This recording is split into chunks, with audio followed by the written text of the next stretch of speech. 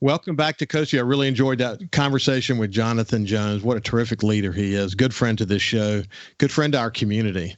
Anyway, let's shift gears now and move over to my friend, excuse me, Laurie Jackson, who is a missionary in Western Ukraine, a great friend of the show, a good friend of mine, and someone that I have a lot of admiration for. How you doing, Laurie? Doing pretty good, thanks.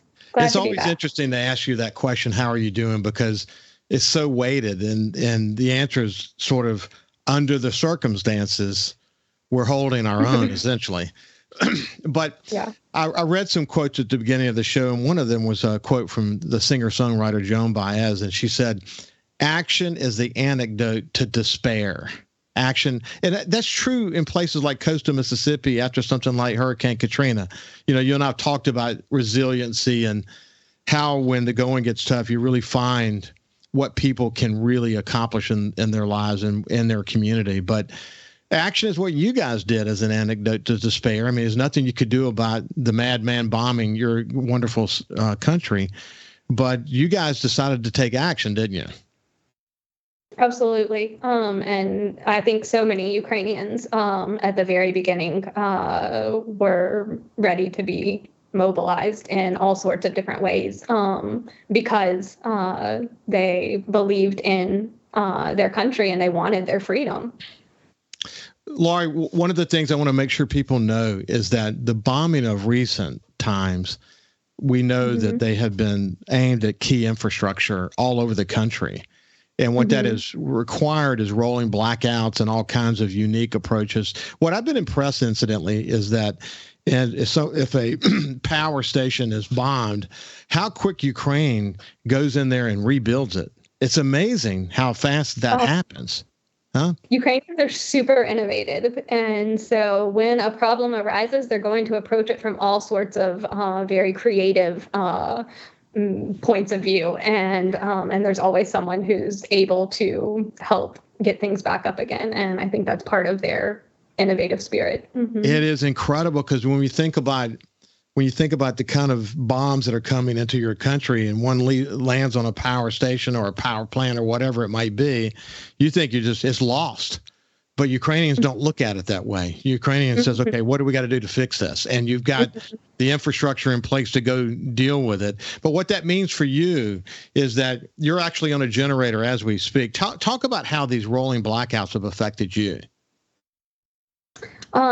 So until recently, like we've had other conversations in the past, this has never been an issue, but recently there were bombings that took out infrastructure in different areas, not necessarily around where we are, but the way the country's working now is we're all sharing energy. And so to make sure places that have had their energy taken out are able to receive energy, we're basically on a schedule. And so each day at about 10 o'clock in the evening, we can look up a schedule that will tell us what the schedule will be on the next day. Some days these schedules are on schedule and some days they're not. But the idea is that we're sharing energy with each other, which is very Ukrainian in nature. Like what I have, we're going to share.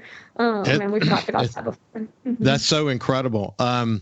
And then as of this moment, you're actually on generator power? Yeah.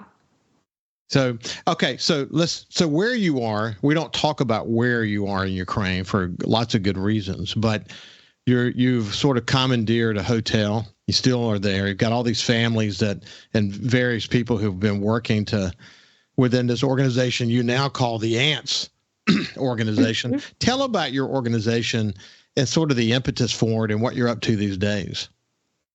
So UA Ants, yeah, we have basically since the very beginning of the war been doing whatever we can to help in all sorts of different ways. But one of the first ways was this hotel where we were housing people who were also fleeing the war and trying to find safety. Some of our residents returned to their cities as they were unoccupied, and some have stayed here from the very beginning. And currently we have a lot of new people who either came back in from Europe or have come from more recently deoccupied places.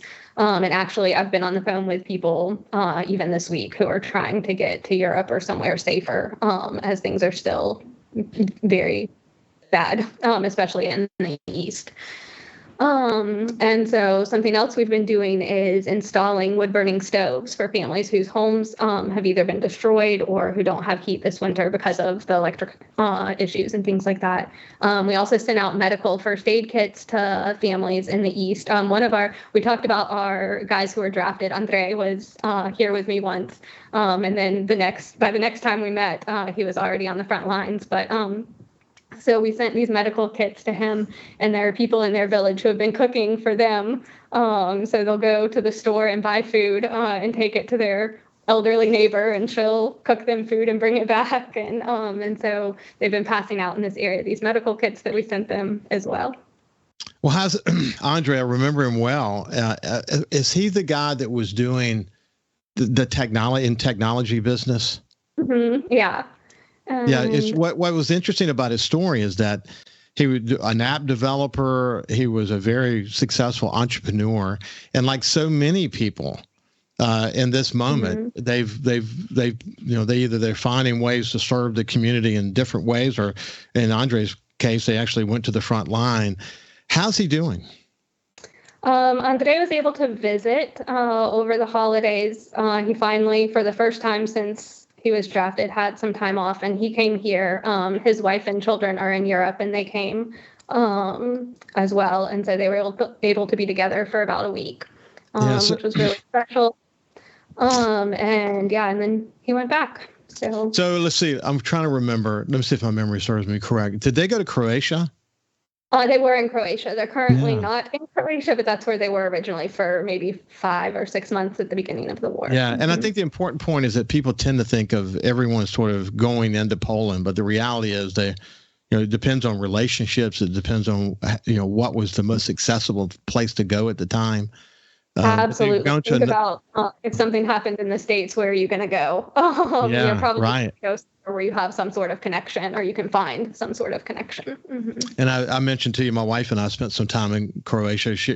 Her grandparents came to the U.S. from Croatia, and the Croatia's people have had to deal with their own war. And when you go there in places like Dubrovnik, for example, and see what it was like to be in Dubrovnik when those bombs were coming into that community and how they banded together, it was amazing. I mean, it's like literally a police department. A police department was kind of their army in a way. It's such an interesting story, but you have these people that have found their independence. That's why I think Croatia going far into the World Cup the way they have brings the country together in that way.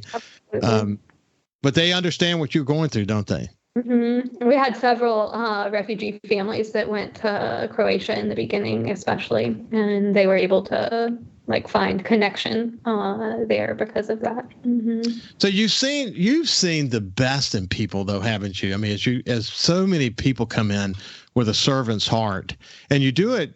What's beautiful about where you are is that you're a significant Christian. You're surrounded by Christians, and you're just trying to find a way to serve.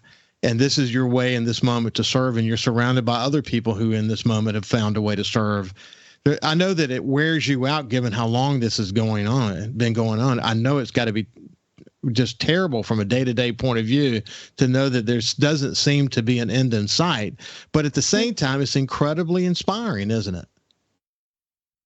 It's incredible to watch the people around you just find ways to serve and do whatever they can where they are. One of our moms who's here, and she all the time is either doing something with the kids or just very active. And one day she came in and said, "We're going to make these," and they call them in Ukrainian trench candles.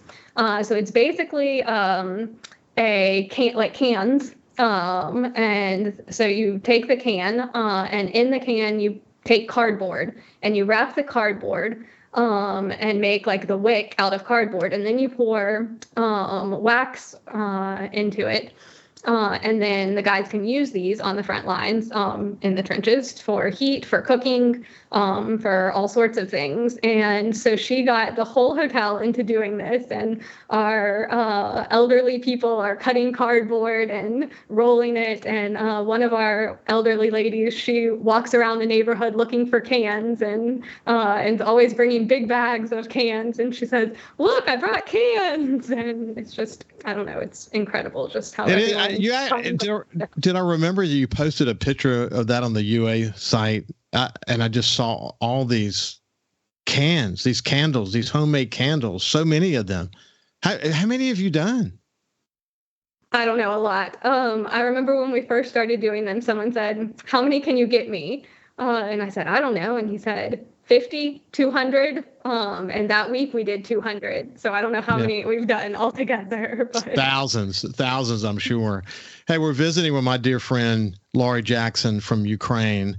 And when we come back, we'll talk more about it. I'm curious about impact on families and children and how they're working so hard to try to keep their, the children in some kind of educational process, all these challenges. We'll see you after this break.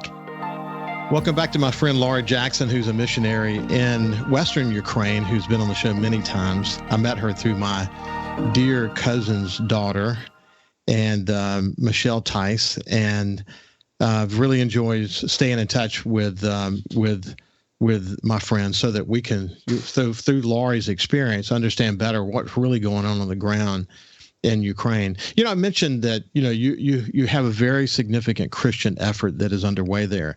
And my son, Justin, just finished the Bible. He read the Bible in a year, went through that process. And my wife, Ann, and I, and other family members are doing it as well. And, it's a great, I've gone through this process before, but it's great to do it in a more organized way with the help of YouTube and people to sort of help describe what you're reading and whatever. And I just recently read in Genesis about, and of course, let me go to just the interpretation is simply this: there's just so much evil in the world, so much bad happens. It's too often happened to good people.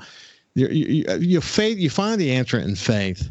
There's never really a direct answer to the question, but you find the answer ultimately in just your belief in God. With you surrounded by so much evil as it relates to bombs coming in, how do you explain that? How do you answer that question? We live in a fallen world. And I don't know. I think we see and feel the evil in deeper and different ways than we had before the war started. But I don't think that is different. There have been wars throughout history. There's been, read the Bible. Yes. I definitely read David's Psalms and can relate in ways I could never relate before living through this. And so I don't know, I think that in darkness, light shines even brighter. And we've also had the honor of seeing light in new ways and knowing the Lord in ways that we didn't, and knowing each other in ways that we didn't before all of this started. Yeah, the way I would describe my experiences through you watching your efforts in Ukraine and then having you on my show is that if you open your eyes to it, there's divine intervention all around you. There's and it has to do with the resiliency of the people that you come in contact with every single day. And it's interesting that in this moment for you guys, there's a sense of hope when you see that resiliency in the people around you. And that has a way of kind of giving you energy, doesn't it?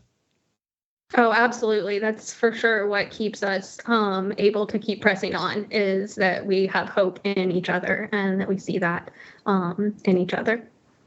Yeah, I'm a Catholic, and I think I saw this right that the Archbishop of Ukraine is coming to America, and he's going to visit in New York is one of the visits he's going to do, and the other visit he's going to do is in Biloxi at my church, St. Michael's. Yes. Wow. That's right. Awesome. Right. So I'm really looking forward to hopefully I'm going to try to have him on my show, but we'll see how that works out. But Apparently, our bishop here in Biloxi has a relationship with him. And the bishop here in Biloxi is a really good friend of mine, incidentally, very, very close to my family. We fish together. He comes and fishes with me on a regular basis, but he's just a terrific leader for our parish. And I'm really, really privileged to be his friend. But it'll be interesting to see the message that the Archbishop of Ukraine delivers here in America. Great to see that happening. So Laurie, as you think about 2023, it's really just more of the same. I know that you're still focused on raising as much money as you possibly can. You guys have formed of an official organization now. Tell people how they can reach you if they have any interest in contributing to your efforts. First of all, if we're talking about 2023, for us, I don't know, we talk all the time about how our year sort of started on February 24th, 2022, and it won't end until victory comes. And we just feel like life is going to look exactly what life looks like. And there's not that new starting over feeling that you would have. But so we'll keep doing what we're doing and finding ways to help and waiting for victory to come. But so you can find me on Facebook, Laurie Jackson. Or our organization, you can donate through PayPal and to Loritchka, LORITCHKA @gmail.com. And when someone gives to your organization, you guys take that money immediately and use it to help soldiers on the front line, to help families, to help children. It comes in so many different forms, but you're literally on the ground there making every dollar make sense. Yeah, part of what's special about us is that we don't have a lot of overhead fees or things that we're trying to do. Everything goes straight into what we're doing to help bring us closer to victory. Mm-hmm. Yeah, bring us closer to victory. I love the way that is said. It's unfortunate that you're in the position that you're in, but as I said before, there's something incredibly inspiring about what you're doing. In some respects, coastal Mississippians feel it, and Mississippians feel it. We're resilient in so many different ways. We've never experienced exactly what you're going through, but we know what it's like to have to find action and despair. And certainly that's where you are today. And you do it with within a religious framework that helps you sort of bring hope to every single day, in spite of the fact that you have to be surrounded by so much evil. But God bless you, my friend, until we meet again. Thank you for having us. You bet, Laurie. This has been Laurie Jackson, my missionary friend from Western Ukraine. Have a great day, and we will see you tomorrow.